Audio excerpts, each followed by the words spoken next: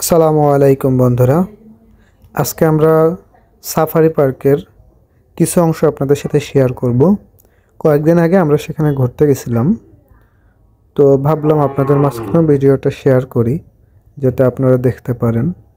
তো এখানে আমরা প্রথমে অটো থেকে নেমে হাঁটা শুরু করছি। এটা হচ্ছে পার্কিং এরিয়ার মধ্যে আপনারা যেগুলো দেখতে পাচ্ছেন এখন, এখানে আপনারা পার্কিং করতে পারবেন গাড়িগুলো। আমরা এখানে ফ্যামিলির সাথে সবাই ঘুরতে গেছিলাম একসাথে। আপনারা হয়তো অনেকেই জানেন যে সাফারি পার্ক অনেক দিন বন্ধ ছিল। 5ই আগস্ট সরকার পতনের কারণে সাফারি পার্ক অনেক দিন বন্ধ ছিল, তো কয়েকদিন হলো খুলে দিয়েছে আবার নতুন করে। তো আগের মতোই মঙ্গলবার দিন বন্ধ, বাকি দিনগুলোতে খোলা। আপনারা চাইলে যে কোনো দিন আসতে পারেন, শুধুমাত্র মঙ্গলবার ছাড়া আসবেন, ইনশাল্লাহ আপনাদের পয়সা উসুল হয়ে যাবে। দেখার মতো অনেক জায়গা আছে। তো প্রথমে এখন আমরা টিকিট কেটে নেব। তো এই যে আপনাদের টিকিট কাউন্টার দেখা যাচ্ছে, এখানে প্রাপ্তবয়স্কদের জন্য টিকিটের মূল্য 50 টাকা নির্ধারণ করা হয়েছে। 12 বছরের পর্যন্ত বয়স যাদের, তাদের জন্য 30 টাকা।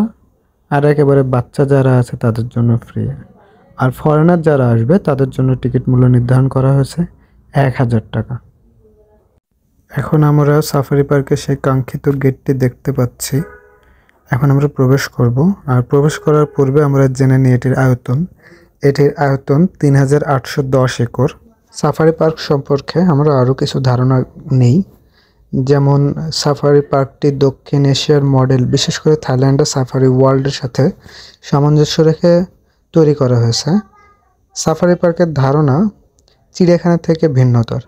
চিড়িয়াখানায় জীবজন্তুগুলো আবদ্ধ রাখায় আমরা স্বাধীনভাবে ঘোরাফেরা করে চিড়িয়াখানার জীবজন্তুগুলো দেখতে পারি, কিন্তু সাফারি পার্কে বন্য পশুসমূহকে উন্মুক্ত অবস্থায় চলাচল করবে এবং মানুষ সতর্কতার সহিত যানবাহনে করে সেগুলো পরিদর্শন করবে বা দেখবে।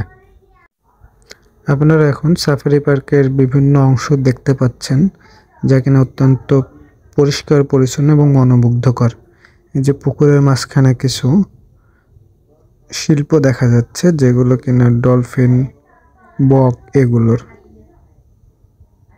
ও হ্যাঁ, আরেকটা কথা আপনাদের সাথে শেয়ার করতে ভুলে গেছি। এখানে পলিথিন জাতীয় কোনো দ্রব্য নিয়ে ভিতরে প্রবেশ করা সম্পূর্ণ নিষেধ, কেননা পলিথিন পরিবেশের জন্য অত্যন্ত ক্ষতিকর, যা আমাদের পরিবেশের ভারসাম্য নষ্ট করে। আসুন এখন আমরা সাফারি পার্কের ভেতরের কিছু অংশ দেখি।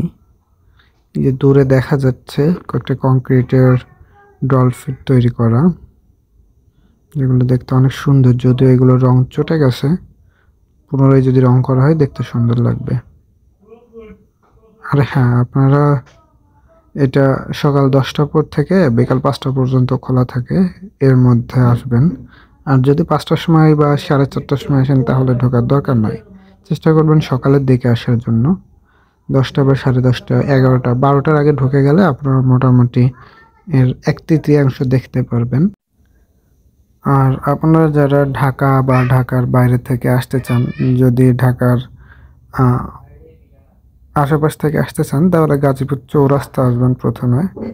ওইখান থেকে ময়মনসিংহ রোডে বাঘের বাজার কিংবা ভবানীপুর আসলে ওইখানে নেমে যাবেন। তারপরে ওইখান থেকে অটো বা সিএনজি নিয়ে সাফারি পার্ক বললে আপনাদেরকে নিয়ে চলে আসবে।